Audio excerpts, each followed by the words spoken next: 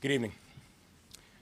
Today, we transitioned from search and rescue to recovery.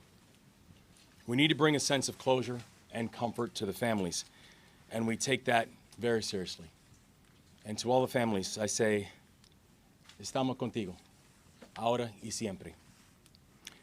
Less than an hour after the collapse, we had divers in the water at 2:25 a.m. to begin search and rescue. This morning, we had divers in the water starting at 6 a.m. for search and recovery. This is not a conclusion, it's a continuation. And we take this phase just as seriously and just as personally as we took the last phase. And I want to thank, as always, all of our first responders, the Maryland State Police, the Coast Guard, the Natural Resources Police, Baltimore City Police Departments, and Baltimore County, Baltimore City, and Prince George's County Fire Departments, and everybody who was involved inside of this work. Now, I can tell you over these past days, we have heard an outpouring of thoughts and prayers coming in from all around the world. For Baltimore, for Maryland, for the victims, and for their families. And to everybody who is sending out those prayers, I want to say that we have felt them, and we've been comforted by them. To everybody who has shared kind words, we want to say that we appreciate the words and the kind gestures that you have shown. And we also want to let everybody know this, that going forward, we're also going to need your support. The collapse of the Key Bridge is not just a Maryland crisis. The collapse of the Key Bridge is a global crisis. The national economy and the world's economy depends on the Port of Baltimore.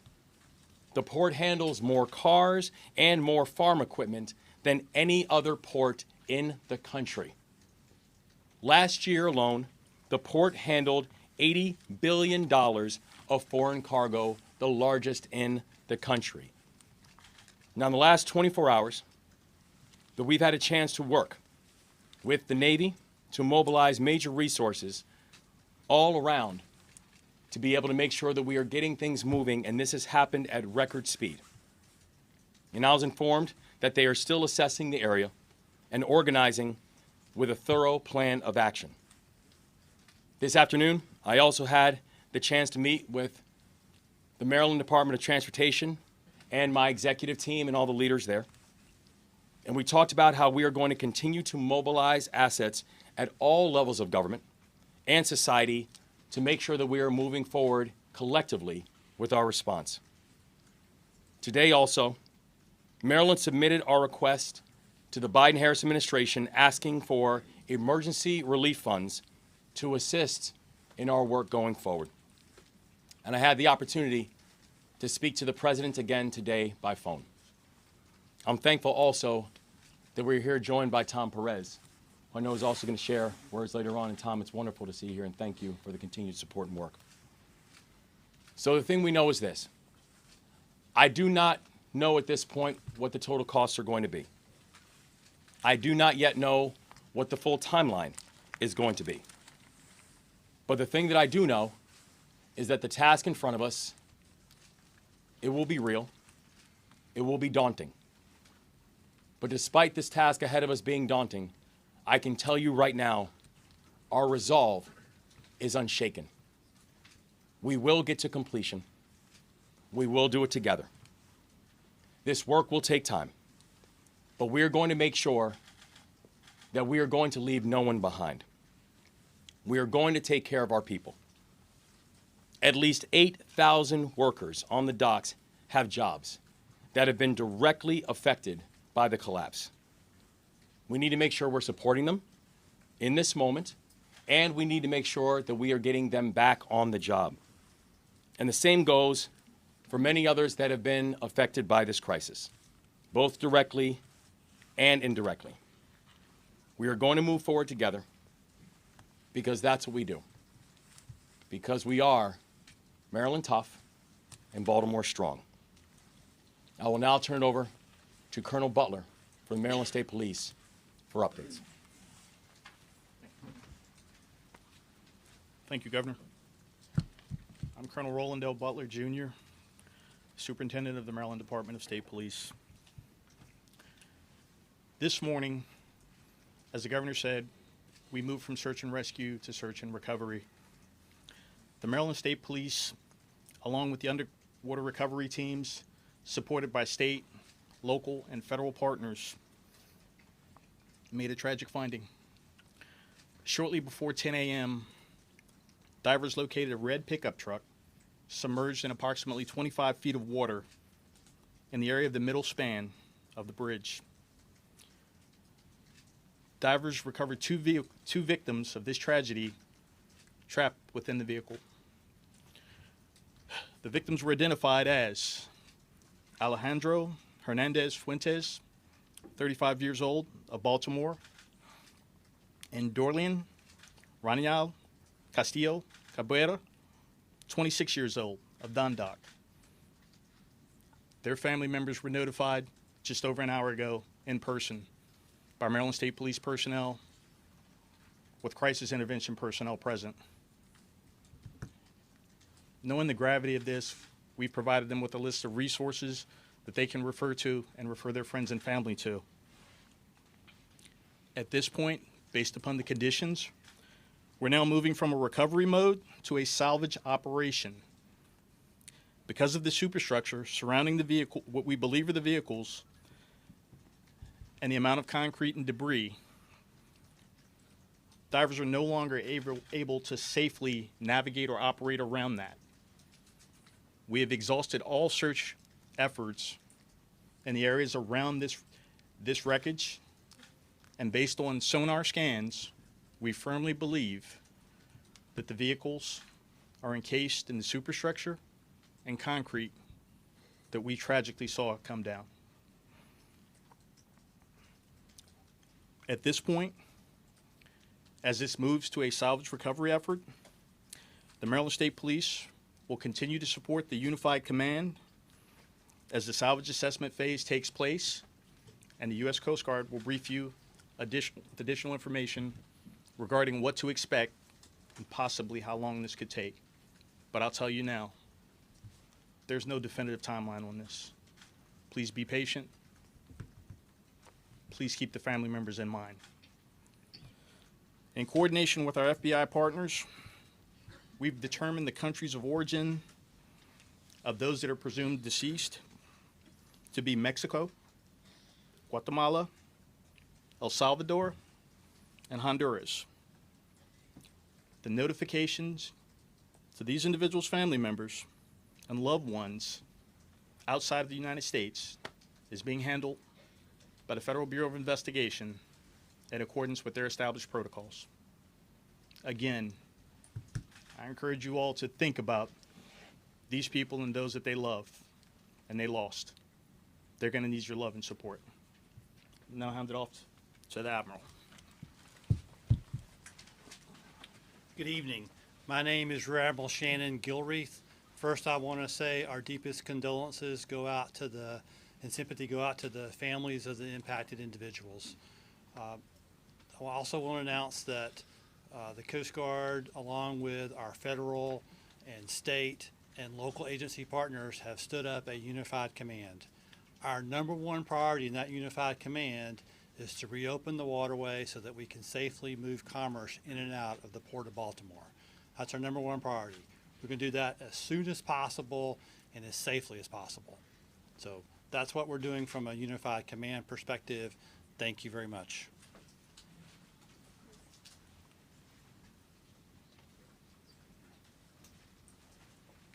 Good evening. I'm Paul Wiedefeld, Secretary of Transportation. The entire department's heartbroken to have lost these individuals on one of our facilities. I did want to update you on the efforts that we're doing to move forward with the reconstruction of the bridge. As was mentioned earlier by the governor, we have applied for the dollars, the federal dollars that are available for this type of purpose. I sent a letter earlier this morning. I just got off a phone call with the Federal Highway Administrator on the process that we're moving forward. We intend to receive some additional federal dollars very quickly to start that process, and then we will come up with a design for the replacement of that bridge as quickly as possible to get the port back up and the community back up and running. Thank you.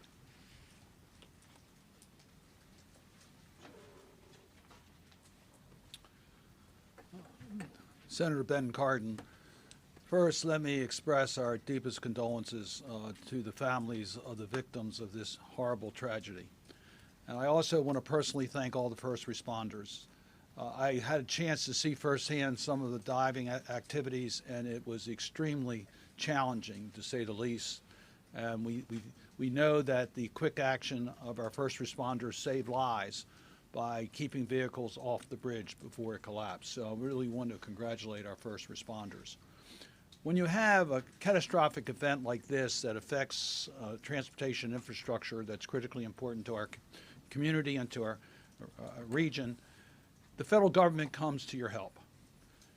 And we are asking the federal government to help us through this crisis. President Biden has responded in a very direct way. We are very confident that we will get the immediate attention that we need, thanks to the Biden administration and our federal partners.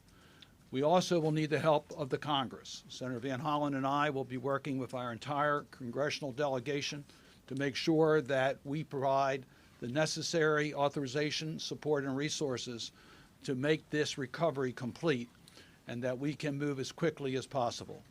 Make no mistake about it, our top priority is to get the shipping lane open.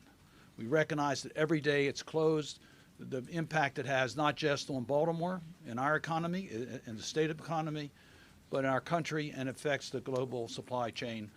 And we recognize that we have to move with dispatch in regards to opening the channel. We are also working today on a replacement bridge so that we can also have those plans in place and have the tools and resources available so that we can reconstruct the bridge as quickly as possible. First priority, open the shipping lanes, let us replace the bridge, and we appreciate the fact that the federal government will be there every step of the way. Senator Van Hollen.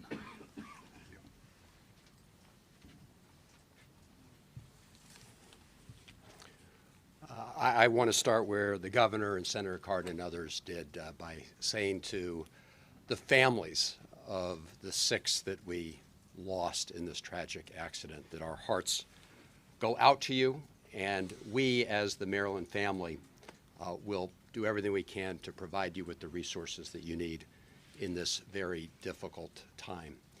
It's also a solemn reminder of both the contributions and the sacrifices that our immigrant families make in our community and around the country. And I also want to thank the first responders for, first of all, the search and rescue operation, and now the recovery operation. Thank you all for the hard work that you're doing. As others have said, we have 2 priorities. The most urgent priority is to open up the Port of Baltimore, because as the governor laid out, it is essential to the livelihoods of people here in Baltimore and Maryland, and in fact, the economies of the region, and will impact people around the country and around the world. The Port of Baltimore is that important, and it is the 8,000 people who are working there directly, the tens of thousands of people whose economic livelihood is tied up with the port. So I want to thank the President of the United States, who called many of us yesterday and then spoke to the nation, is already delivering on his promise, which he has ordered the Army Corps of Engineers to do everything necessary to clear the channel so that we can reopen those shipping lanes. If we have to open one first and over a period of time, I think we're going to do whatever we can to make sure that we have ships passing through as soon as possible. The Army Corps of Engineers, the federal government, will pick up the costs for that, and those funds are available. I saw preliminary estimates between $40 and $50 million, but they're very preliminary. But the bottom line is the Army Corps will pick up the costs.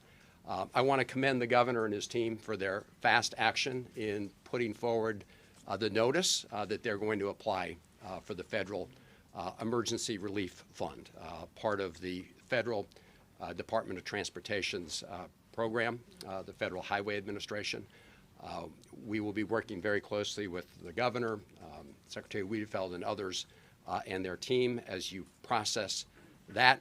Just to give you all a sense of what that means, you can draw down funds immediately for some of the costs of diverting traffic and other immediate costs to adjust to what happened in the short term.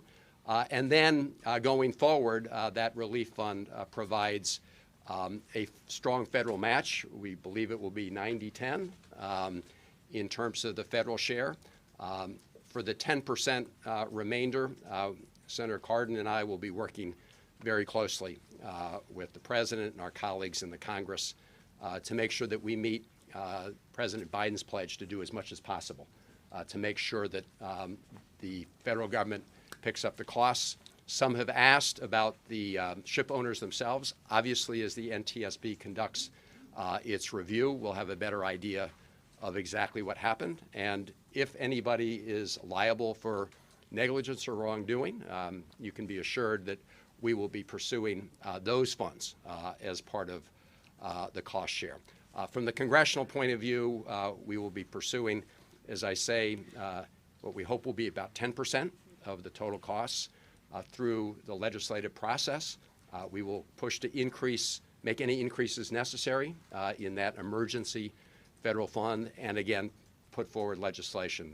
Senator Cardin and I are in the process right now of reaching out, putting a phone call into Speaker Johnson because we think that this is something where Americans should come together. This should not be a question of Republicans or Democrats.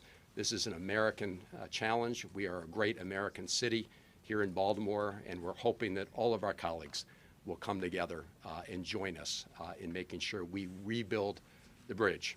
Because as the governor said, we do this together, and we hope that will also be true in the United States Congress. So thank you to everybody who's been part of this. I'm now going to turn it over to the mayor of to Tom Perez, another great Marylander who is now at the White House doing wonderful work with the president. Tom Perez. Thank you so much. Good evening. My name is Tom Perez, and I have the privilege of serving as a senior advisor to President Biden. And President Biden, like the nation, grieves for these victims. And he is no stranger to tragedy in his own family. And Governor, thank you so much for your leadership throughout this challenging situation. It's been steadfast, and it has been remarkable. We are all in this together. When President Biden first heard about this yesterday morning, he summoned everyone who had a relevant stake in the game to come together to make sure that every federal resource was put to bear. So we see the Coast Guard, we see the Army Corps, we see the National Transportation Safety Board, we see the Department of Labor. The President directed us to make sure that we are doing everything possible. Success occurs when everybody is working together. And that's exactly what is happening here. I met with the families earlier today, and it is really, really tragic. And we will get through this. We have no doubt about it. And the President has directed us to move heaven and earth. Those aren't my words, those are his words. To make sure we are helping the remarkable people of the great state of Maryland to move forward. And we will indeed, Governor, I can inform you with confidence that we will process your request promptly because the situation calls for prompt action. Déjame hablar poquito en español porque las víctimas son latinos. Me llamo Tomás Pérez, yo trabajo por el presidente Biden. Hoy es un día muy, muy triste para nuestro estado y nuestro país. Y el presidente entiende bien el sufrimiento de la comunidad. Y el presidente en la dama primera, las oraciones de ellos son con la familia de las víctimas. Presidente Biden entiende bien la necesidad de construir la puente, de construir oportunidad para todos los residentes de Maryland y vamos a trabajar juntos en esta causa. We will continue this work, whether it's the Department of Labor, whether it's our colleagues who are here today. We will do that together because that is what teamwork is about. Thank you for being the captain of the team, Governor, and we will continue to move forward. And speaking of other members of the team, it's an honor to present to you the mayor of the great city of Baltimore, Brandon Scott.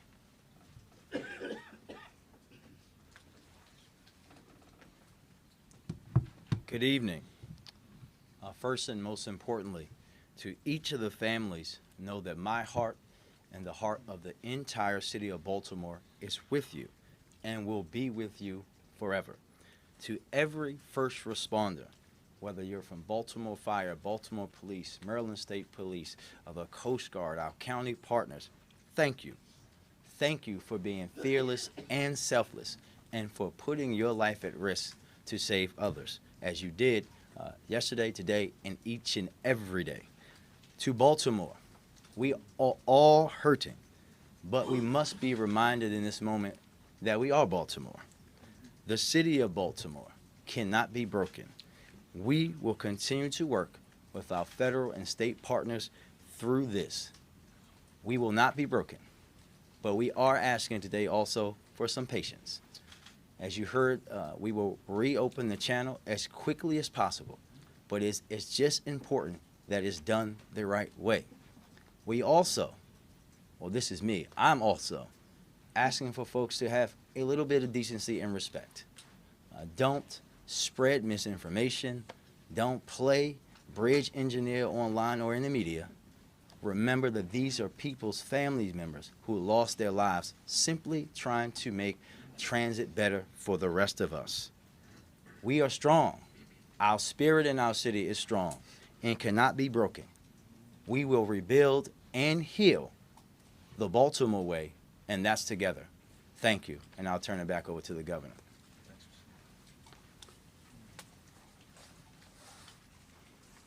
Thank you all. I'm going to take some questions. Start with Aaron Costume first. Yes, sir. We've heard a lot of reports that the ship had engine failure before it got to port. There were some problems as well as at port. What do you know about the state of the ship as it was pulling out right before it hit that bridge? We're still under investigation as to what exactly happened, and we don't have a declarative answer as to why there was power challenges and power issues. The thing that we do know is that we have documented that there were power challenges as the freight was coming up on the bridge, and when the Mayday call was coming in, the Mayday call came in because of the power issues and the lack of ability to steer the vessel. Can I follow up? Yeah, I just wanted to follow up on that and say, by power challenges, do you mean reports that it lost power before it even left the port? And can possibly Secretary Wiedefeld, can you confirm that one of the two people rescued yesterday was a state inspector?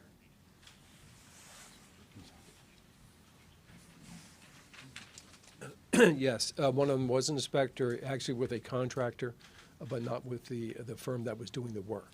I'm sorry. It was a engineering firm, and not the people doing the work on the bridge. Contracted by the state. Yes, but not a state employee. Bronner, right? With Bronner Builder? No, Bronner Builder is the construction company, and then there's another engineering company. I'll get you the name, and that was the construction manager overseeing the work. And what about the engine question? Confirmed it. So, as far as the engine goes, we were not informed of any problems with the vessel. We were informed that they were going to conduct routine engine maintenance on it while it was in port, and that's the only thing we were informed about the vessel in that regard, ma'am. Thank you. Brian? Can you say any more about what the power issue was? There have been some conjecture that maybe fuel was involved. What is known about that at this time? So what we know at this time is we don't have a confirmed answer as to what exactly the power issue was. We know that the power issue connected and meant it was an inability for there to be proper steering and proper adjustments on the vessel, but we do not have any further details as of yet until a further investigation is completed. Fox 45? We know drivers were stopped from going onto the bridge, but were construction workers able to be notified? Yes. So the first responders, who again were really moved heroically after the first Mayday was called, were able to both move towards keeping additional cars from coming on the bridge, and also begin to notify some of the workers and people on the bridge that they needed to move off the bridge. In fact, one of the survivors who I had the opportunity to speak with, one of the things he mentioned to me was, as he was moving off of the bridge and literally saw the bridge fall right after he moved off, it was because it was a first responder who was telling him to move off of the bridge. I'm sorry, how did that communication happen? Because the first, I've heard of it. How were they able to communicate with the crew? Was it on the other radio channel? Well, with the first responders, when they were first responding and they began to move and to keep cars from coming on, they were also notifying people on the bridge they need to move off the bridge. Yeah, but how? The question. How did they notify them? Cell phone, radio? Well, I think we'll find out by investigation what exactly happened. I know that the one person I spoke with, he said it was audibly that the officer was telling him to move off. All right, we're gonna move on ABC 7. Well, I was essentially going to ask that same question, just to confirm that there were efforts made. All right. They were, Brad, yes. Cassandra Ahern. Yeah, 12%.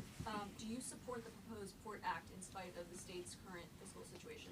I've not gone through the Port Act in detail. The thing that I know is that we will work in coordination with the General Assembly with a response. We will work with we're thankful for the work that we're happening on the federal side, of our federal delegation and our partners in the White House on it as well. And we know that the response that we are going to have as a state is one that needs to be coordinated and one that we are going to do and make together. All right, right here. Can you confirm that the two people that were recovered today were some of the construction workers that were part of the crew? And can you also give us a timestamp for when divers had to come out of the water today? Obviously, the water was terrible, or the weather was terrible. Yeah, I can speak to the first question, and Admiral or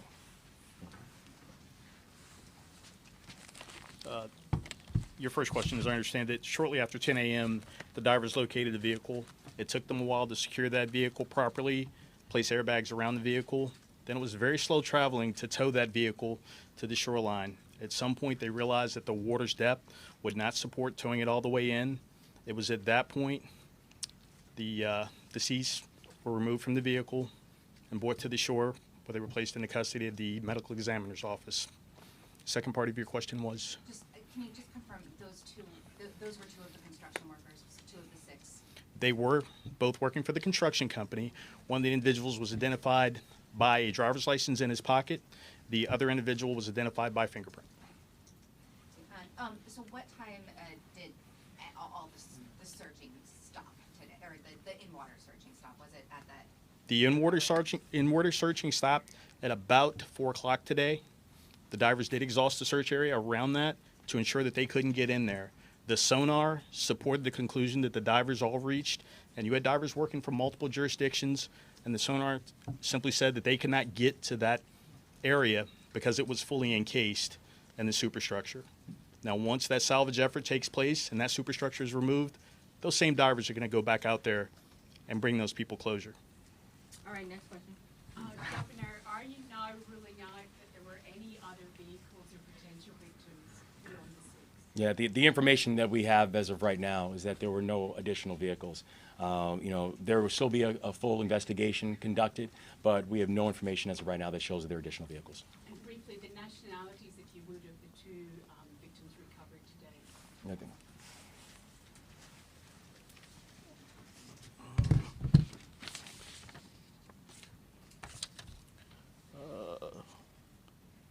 This shows Mr. Alejandro Hernandez Fuentes, lived in Baltimore, but was from Mexico. And Mr. Cabrera is from Guatemala. Can you just spell those names because we're all going to ask? Yeah. Thank you, sorry. Which one would you like first? Alejandro? Sure. Alejandro. The middle is Hernandez. Hernandez. Last name of Fuentes. Fuetes. Your second victim. First name spelling Dorlian.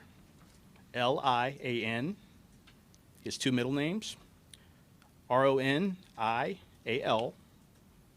The next is Castillo, Tillo, and the last of Cabrera, Cabrera. And if you are missing those names, we will get that to you afterwards if you did not get that. We'll take ABC News and take 2 more questions after that. Do we have any updates on the medical condition of the survivor who was hospitalized? The survivor who was hospitalized was released earlier today. All right, next question. Has that person been interviewed, and what kind of interviews do you expect what kind of information do you expect to need to get from that person?